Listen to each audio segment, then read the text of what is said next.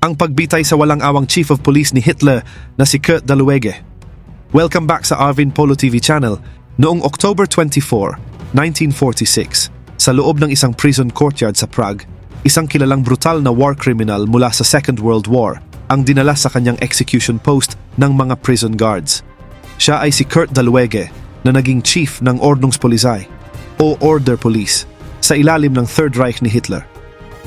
Nagsilbi rin siya bilang protektor ng Bohemia at Moravia at responsibilidad niya na panatilihin ang kontrol sa mga tao sa Czech. Nag-organize siya ng maraming public executions para takutin ang mga tao. Pero siya ay nahatulan dahil sa pagiging isang sadista at pagiging halang ang bituka sa libo-libong tao sa mga lugar na kanyang nasasakupan. Narito ang kaunting kaalaman sa kanyang buhay. Si Kurt Daluege ay ipinanganak noong September 15, 1897 at kaunti lang ang alam natin tungkol sa kanyang early life. Pero nung siya'y bata pa, sumali siya sa Prussian Army at lumaban sa First World War. Nag-serve din siya sa Eastern Front at mabilis siyang umangat bilang isang officer at pagkatapos ay inilipat siya sa Western Front. Pero nasugatan siya sa balikat at ulo at sa ospital, sinabi na siya ay 25% disabled na. Sa pagtatapos ng giyera, binigyan siya ng medalya dahil sa kanyang katapangan at pagkatapos nagtrabaho siya bilang isang engineer. Dahil sa kanyang mga karanasan sa giyera, sumali si Daluege sa iba't ibang political groups dahil hindi siya masaya sa post-war Germany. Sumali siya sa Upper Silesian Self-Defense bilang leader nila, isang grupo ng World War I veterans na may conflict sa mga Polish, at member din siya ng Freikorps na galit sa Weimar Republic government.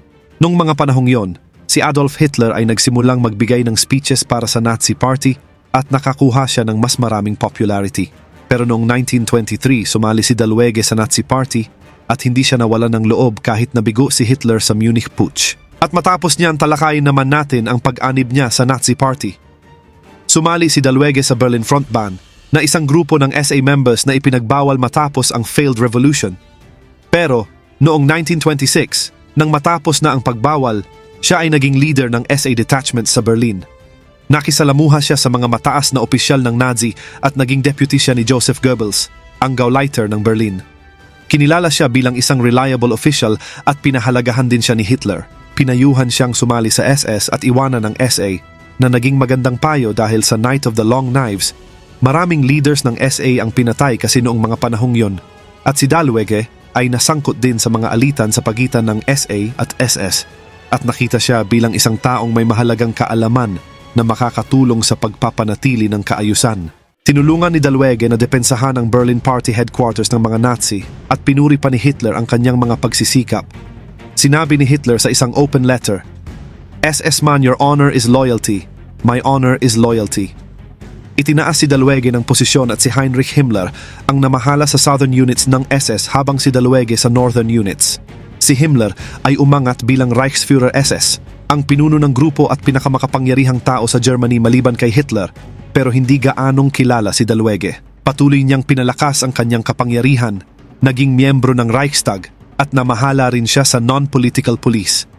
Pero sa Night of the Long Knives, naging walang awa si Daluege laban sa kanyang mga dating kaibigan at allies at tinulungan niyang maging Nazi police ang pulisya, kung saan ipinasok ang kanilang ideolohiya at political beliefs sa mga opisyal. At matapos niyan, dumako na tayo sa pagiging chief of police niya. Dumating pa ang mas maraming kapangyarihan at impluensya at inappoint ni Himmler si Daluege bilang chief ng ORPO o Order Police. Siya na ngayon ang may kontrol sa lahat ng uniformed police forces sa mga lugar na kontrolado ng Nazis. Noong mga 1939, kasabay ng pagsisimula ng Second World War, may kontrol siya sa humigit kumulang 120,000 police officers at marami sa kanila ay mga masugid at brutal na Nazis na layuning panatilihin ang mga tao sa ilalim ng Nazi regime. Pero habang nagpapatuloy ang Second World War, nasangkot siya sa ilang kakilakilabot na war crimes at executions sa mga nasasakop nilang lugar. Nasaksihan niya ang maraming mass shootings ng mga Hudyo sa Poland at Belarus at tumulong din siya sa pag-organize ng large-scale deportations. Ang mga pirma ni Daluege ay makikita rin sa maraming utos para ipadala ang mga tao sa concentration camps at ilipat sa mga ghettos, at nasaksihan din niya ang maraming senior Nazi meetings kung saan tinalakay nila ang pagpapalawak ng Holocaust. Pero sa loob ng Czechoslovakia, naging brutal at barbaro si Daluege bilang tagapangasiwa. Kasunod ng assassination ni Reinhard Heydrich ang Reich Protector ng Bohemia at Moravia, si Daluege ay itinalaga bilang Deputy Protector noong 1942. Isang state of emergency ang naganap pagkatapos nito, at dosenang tao ang inexecute bilang ganti. Napagdesisyonan na isentro ang mga paghihiganti sa ilang mga nayon. I-execute ng mga Nazi ang lahat ng adult na lalaki, ipinadeports ang mga babae sa concentration camps, at pinagsusunog nila ang mga nayon. The execution. Si Daluege ang nag-utos sa mga SS officers na salakayin ang mga nayon ng Lidice at Lezaky. Sobrang kakilakilabot ang nangyaring kaguluhan sa nayong ito. Lahat ng lalaki sa Lidice ay tinipon at dinala sa isang farm. Ang mga kutsyon mula sa mga bahay nila ay kinuha at inilagay sa pader para hindi tumalbog ang mga bala. Nagsimula ang pagbaril ng alas 7 ng umaga noong June 10, 1942 at grupo-grupo ng tig-5 lalaki ang dinala doon para sa kanilang execution. Sinabi na masyado itong mabagal, kaya ginawa nilang 10 lalaki ang sabay-sabay na in-execute.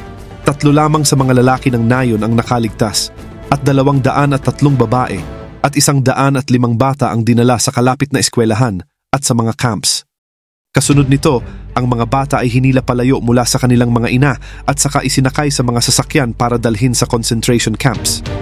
Pero, marami sa mga batang hindi itinuring na dapat para maging Germanized ang ipinadala sa Chelmno Extermination Camp, kung saan mahigit sa 80 na ang pinatay dito gamit ang mga gas vans. Sinunog din nila ang mga nayon at winasak gamit ang mga pampasabog at pati na rin ang lahat ng hayop ay pinatay. Ang mga gintong ngipin din ay hinugot mula sa mga namatay at ang Lezaky ay nakaranas din ng parehong pagtrato tulad ng sa sinapit ng Lidice. The arrest.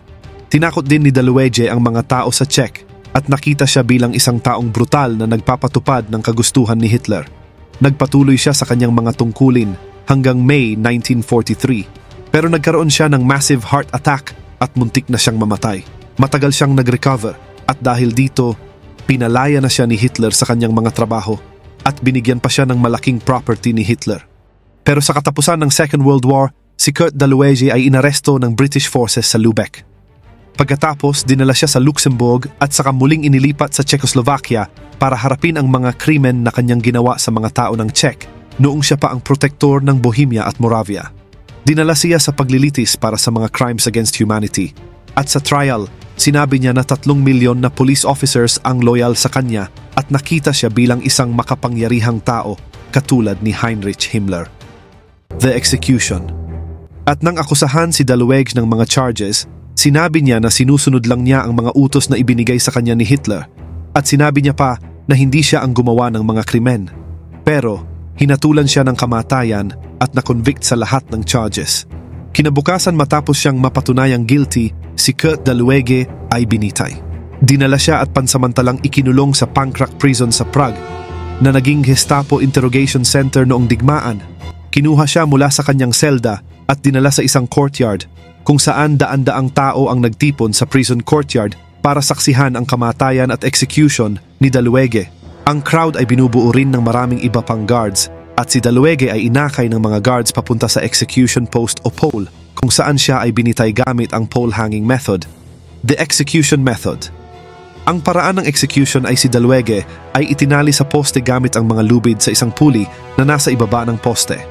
Si Daluege ay itinaas sa tuktok ng poste gamit ang isang sling sa kanyang dibdib at isang noose ang inilagay sa palibot ng kanyang leeg. Pagkatapos, inalis ang chest sling sa katawan ni Daluege at dito bigla siyang nahulog pababa habang ginagabayan ng executioner ang kanyang ulo at sa kaniya dinislocate ang leeg ni Daluege. Maraming tao ang nakasaksi sa execution ni Daluege at ang kanyang kamatayan ay isinagawa ng napakadali at sa loob lang ng ilang minuto dineklara na siyang patay. Si Kurt Daluege ay isa sa pinakabrutal at walang awang Nazis noong Second World War at siya ay isang taong mataas ang tingin kay Adolf Hitler.